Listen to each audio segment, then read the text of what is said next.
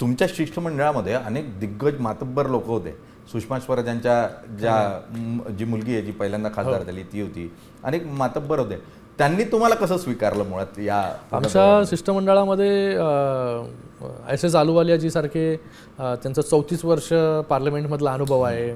ET Bashir मोहम्मदजी जे all India Muslim लीगमध्ये आहेत, त्यांना 50 वर्षाचा अनुभव त्यांचा पॉलिटिक्समधला आहे. ते देखील फॉर्मर मिनिस्टर राहिलेत. SS अहलुवालियाजी पण फॉर्मर मिनिस्टर राहिलेत. BJDचे सस्मित पात्रा ते ॲडव्होकेट आहेत आणि त्याचबरोबर 2 वेळेचे राज्यसभेचे खासदार आहेत आणि त्यांच्या फ्लोअर लीडर आहेत त्यांच्या पार्टीचे. सुषमा स्वराजजींच्या कन्या आहेत, बासुरी स्वराजजी. बाकी अजून काही लोक होते आणि सगळ्यात तरुण मीच होतो या सगळ्या ह्याच्यामध्ये. तर सुरुवातीला असं वाटलं की कसं या सगळ्या लोकांबरोबर मॅनेज होईल, पण ॲज अ टीम आम्ही काम केलं. ह्या सगळ्या दिग्गज लोकांनी देखील ॲज अ लीडर म्हणूनच एक जबाबदारी जी मोदीजींनी माझ्यावरती दिली, ॲज अ लीडर म्हणूनच पूर्ण कॉपरेशन आणि सपोर्ट सिस्टीम उभी करण्याची पण काम माझ्या मागे केलं.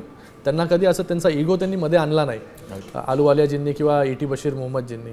एका टीम वर्कसारखे जी जबाबदारी आम्हाला दिली आहे ती जबाबदारी पार पाडण्याचं पहिल्या क्षणापासून ते पुन्हा परत येईपर्यंत त्यांनी ज्या प्रकारे ट्रीट केलं, मी त्यांचं देखील खूप खूप धन्यवाद व्यक्त करतो की एवढा प्रदीर्घ अनुभव राजकारणामध्ये असूनसुद्धा एक नवीन तरुण चेहरा आम्हाला लीड करतोय, पण त्यांनी स्वतःचं कधीच इगो मध्ये नाही इगो केला.